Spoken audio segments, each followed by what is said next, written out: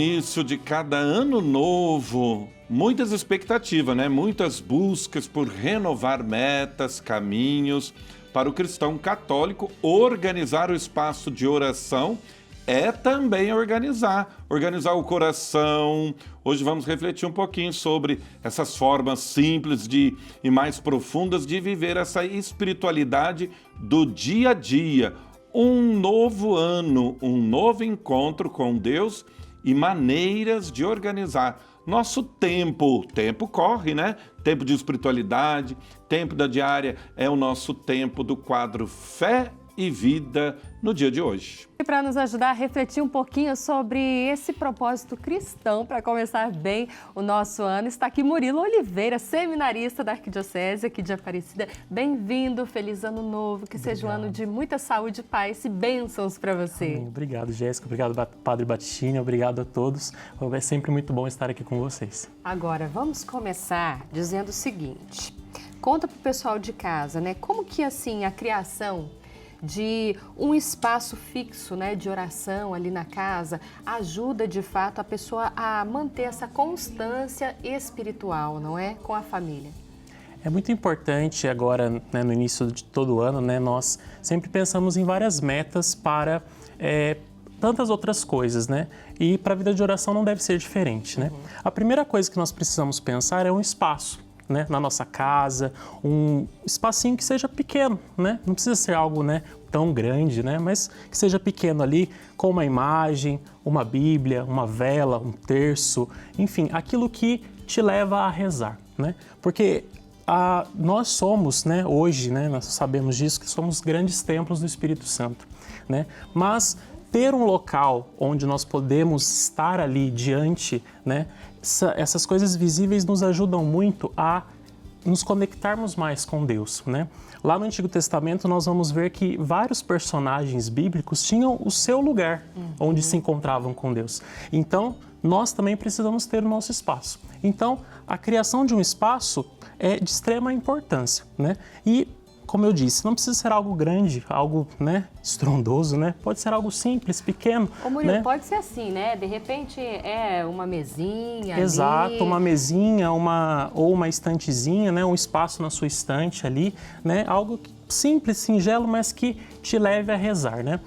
O espaço, muitas vezes, ele vai fazer a gente ter aquela memória, né? Toda vez que a gente passar por ele, vai falar, poxa, eu preciso rezar, eu tenho que olhar para Deus. Então, ter um espaço é de extrema importância, né, para ter essa memória, né, e você coloca ali aquilo que vai te fazer bem, que vai te fazer lembrar de Deus. Um crucifixo também, uma vela, né, a Sagrada Escritura, né, tudo isso nos ajuda a lembrarmos de Deus. A palavra de Deus, que é essa palavra que a gente precisa estar constantemente lendo, revisitando, porque ali está o maior tesouro da nossa fé, não é? E ali é onde Deus vai falar conosco, né? O crucifixo que faz nos lembrar do grande amor de Deus por nós e esse amor doação que nós também precisamos ter enquanto cristãos, né? A vela que se consome, né, mas não deixa de fazer a sua missão, que é dar luz, né? A liturgia da palavra de hoje nos falou muito disso, da luz, de ser luz, né?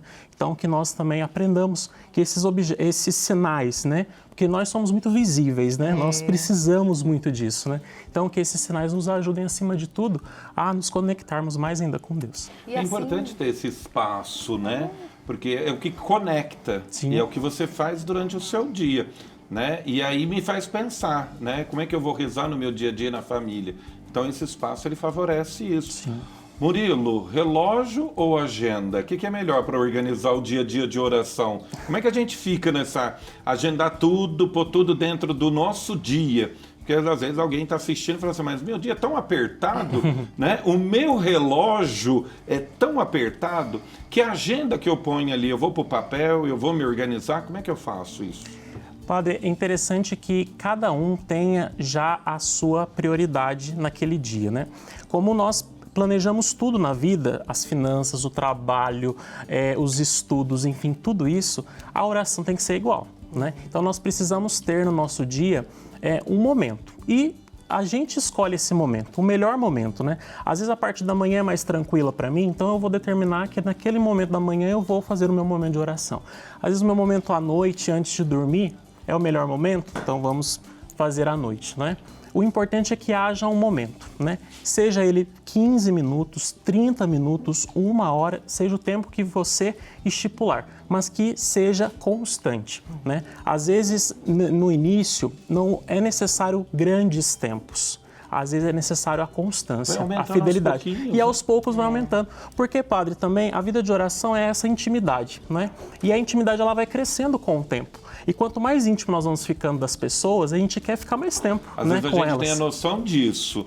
A oração é a quantidade. Quanto mais longo eu rezar, é a oração. E às vezes não é. Não. Não é. Constância, né? É a fidelidade, é a qualidade, né?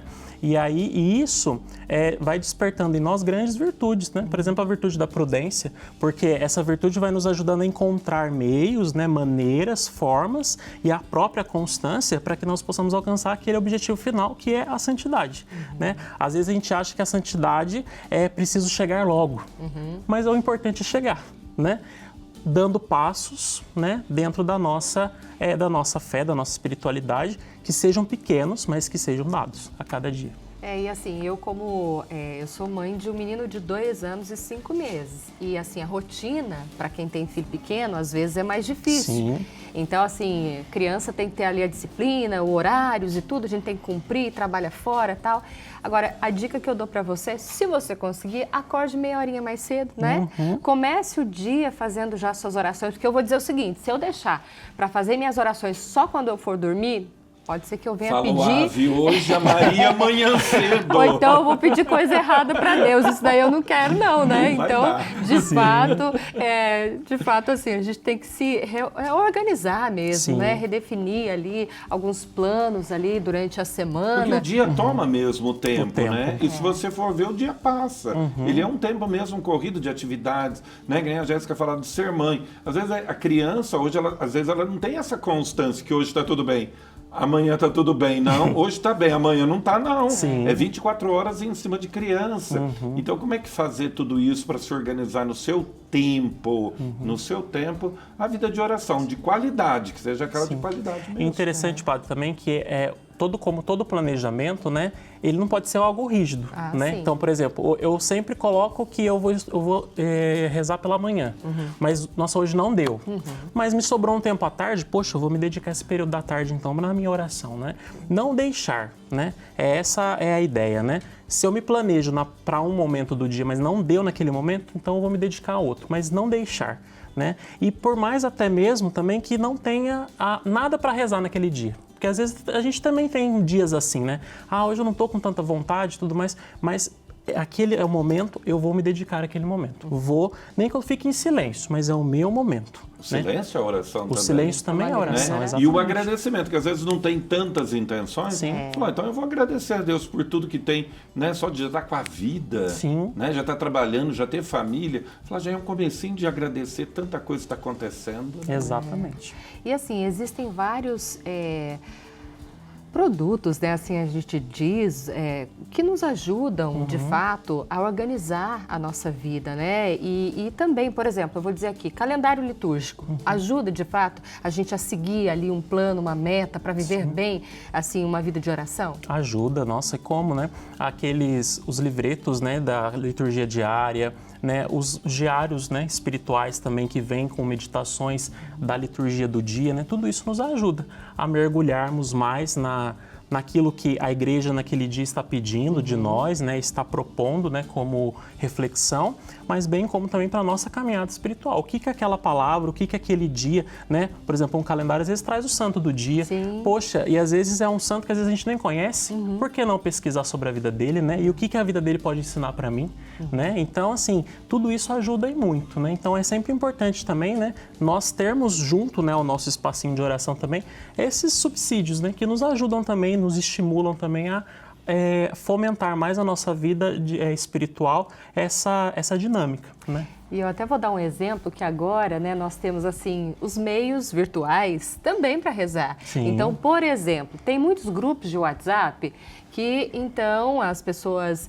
colocam ali a palavra de Deus a cada dia. Então, quem recebe tem esse momento de oração. Por exemplo, lá no Spotify, né, quem tem aí essa plataforma, você acompanha, então, eu também rezo com as pessoas, né, a liturgia diária. E ali é um momento tão gostoso, né? A cada mês nós estamos, a cada dia, né? Todos os meses do ano nós estamos juntos, eu e Vitor Hugo Barros. Então são formas que a gente vai encontrando, seja através dos meios digitais, não é? Ali mesmo em casa. E em casa eu digo mais, a gente ainda dá exemplo para os filhos pequenos, aos jovens. A gente vai criando ali uma cultura, um hábito, e isso também é muito válido. Vamos fazer um merchan?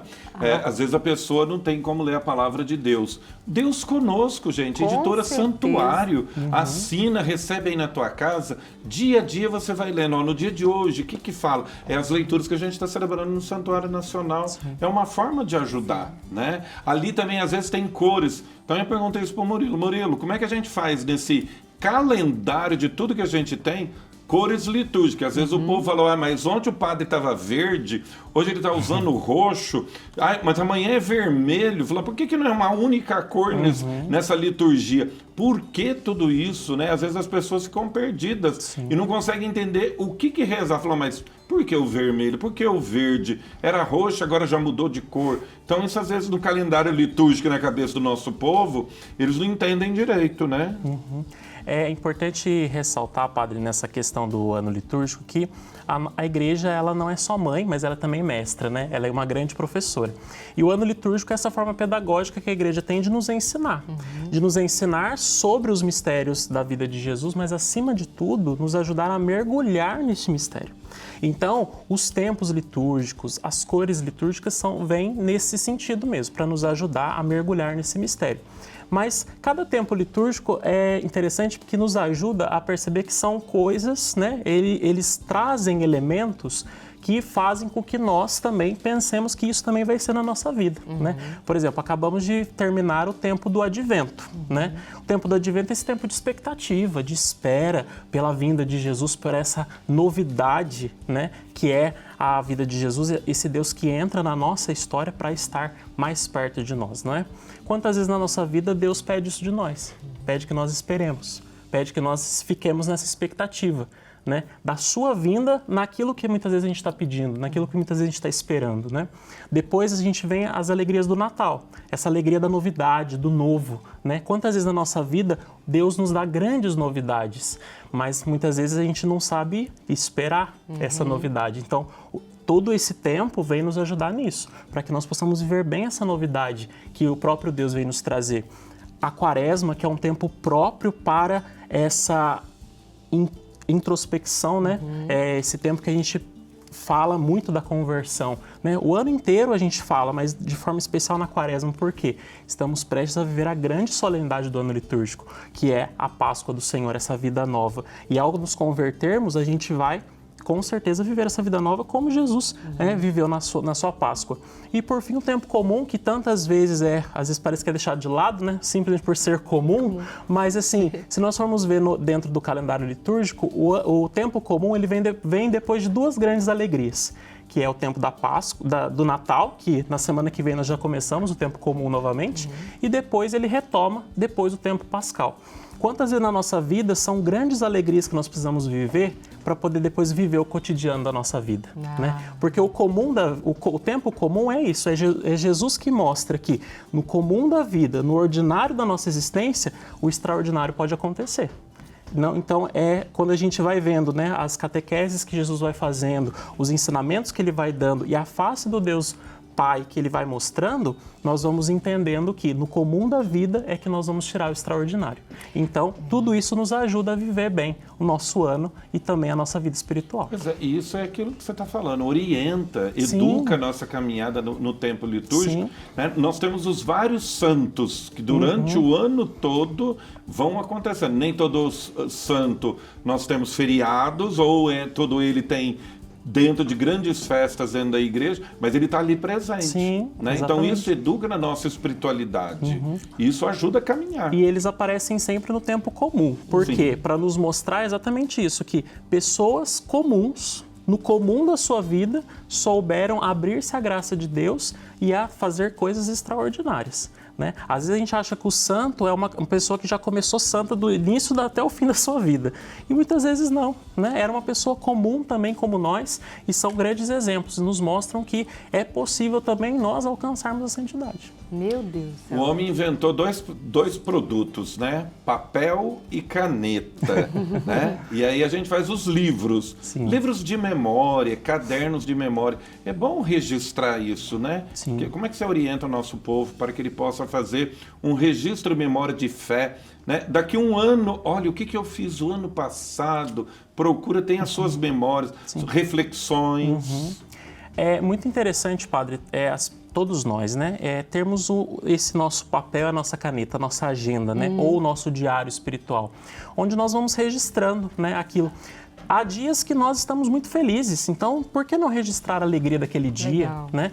Há dias que nós não estamos tão alegres, tão felizes, a tristeza às vezes toma conta do nosso coração. Por que não anotar aquela tristeza, aquela dificuldade, aquela provação, aquela tribulação que a gente está passando, né? Por que não transformar o nosso momento de oração num escrito, né? E que bonito quando depois, lá na frente, né, como o padre disse, lá no outro ano, a gente pegar e falar, nossa, olha, eu passei por isso. Nossa, eu vivi isso e eu venci isso, né? Então, é praticamente escrever a nossa própria história, né? A nossa história de salvação, né? O quanto nós vamos percebendo, o quanto que Deus interviu na nossa história, o quanto que Deus esteve conosco, né? Que de fato Ele foi Emanuel, né? Esteve conosco durante todo aquele tempo, tanto nos momentos não tão bons, mas também principalmente nos momentos bons, né? Ele esteve conosco, Ele nos ajudou, né? E assim, não é algo que... E também não deve ser algo para nos envaidecer, né? Mas assim, é algo para nós mesmos, para nós cultivarmos, principalmente a humildade. Percebemos que nós também somos um barro frágil, né? E que precisamos dessa graça de Deus na nossa vida, mas principalmente para notarmos as grandes graças de Deus que acontecem na nossa vida. Porque nós, padre, temos um grande problema, que é a falta de memória, né? Deus faz tanta coisa para nós e nós esquecemos, né? Muitas vezes nem agradecemos. E isso nos mostra, esses escritos vão nos mostrar que nós precisamos ser gratos a Deus. Tanto nos momentos bons... Isso. Eu conheço pessoas, Murilo, que já me relataram que fazem relatos nos seus cadernos de anotações como que foi sua infância. Né? É essa memória viva. Porque quando chegar na velhice ou a família que encontrar aquilo, vai saber o que aquele membro da família viveu quando era criança, quando casou. Relata tudo ali, vai mostrando a sua vida. Aí às vezes a gente acha que para ser santo tem que ser de mãozinha após, ver que passou tantas dificuldades, né? E a pessoa conquistou. E interessante, padre, pegarmos assim santos que fizeram isso e que suas biografias viraram livros, né? Sim. Pegamos uma Santa Teresinha do Menino Jesus, pegamos um Santo Agostinho, uma Santa Teresa de Ávila. Quantas provações estes santos passaram. E o quanto nos ensinam até hoje. Exatamente. Né? Olha, gente, quanta coisa boa. Meu Deus, Murilo, volte mais vezes. Obrigada. Eu fiquei aqui acompanhando o papo, eu queria perguntar mais, mas olha, intervalo daqui a pouco. Eu também, a língua estava coçando para perguntar mais. Muito obrigada pela sua presença. Amém. Deus continue sendo assim, presença viva em sua vida, não é? Através da sua vocação. Continue firme e que nós possamos continuar acompanhando você através das nossas orações. Amém. Reze por nós também. Com certeza. Gente, reza por Murilo. Murilo é da Arquidiocese de Aparecida, está no seminário. É bom a gente rezar as vocações, né? Seja ela, né, para sacerdote, seja para as irmãs. Rezemos as nossas vocações para que a gente também possa agradecer a Deus, né, de tudo que Ele faz na nossa vida e incentivar os nossos jovens a continuar os seus estudos, a sua caminhada na sua formação para ser um bom padre. Amém. Amém, isso mesmo. Um abraço para alguém? Quero mandar um abraço, né, a todos que estão acompanhando, né, amigos, a família, e de forma especial mandar um abraço para minha avó, que não perde Família dos Devotos. Qual E com certeza da avó? está assistindo agora. Minha avó chama-se Benedita, mas ela sempre é conhecida por Lia.